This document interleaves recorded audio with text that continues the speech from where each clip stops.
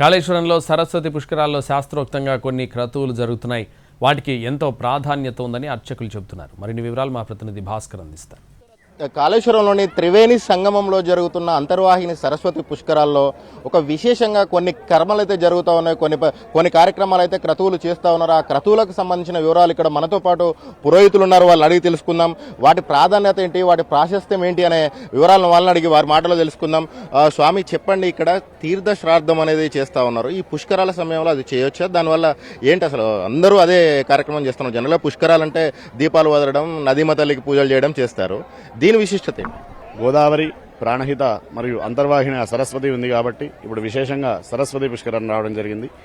ఈ సరస్వతి పుష్కరంలో మిథున రాశిలోకి బృహస్పతి ప్రవేశించినాడు కాబట్టి ఇక్కడ తీర్థశ్రార్థాలు పెట్టుకుంటే ఎవరైతే చనిపోయినారో, ఎవరైతే కాలం చెందినారో వాళ్లకు 21 తరాలు, అటొక్క 21 తరాలు, ఇటొక్క 21 తరాలు అనేకమైనటువంటి కోటి లాభ ఫలితం అనేటువంటిది వస్తుంది. కాబట్టి ఈ యొక్క పుష్కరాలు, సరస్వతి నది పుష్కరాలలో తీర్థశ్రార్థ విశేషము.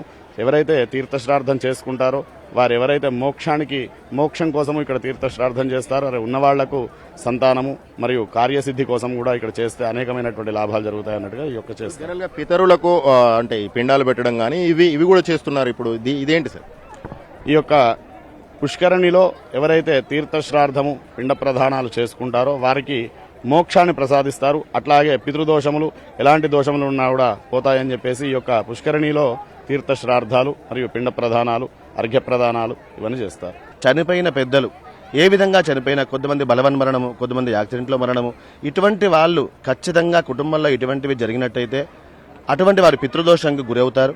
అటువంటి వారు ఈ క్షేత్రాలలో తీర్థ విధులు జరిపితే ఖచ్చితంగా వాళ్ళకి పుణ్యగతులు లభిస్తాయి. అది ముఖ్యంగా ఖచ్చితంగా మోక్షం లభిస్తుంది.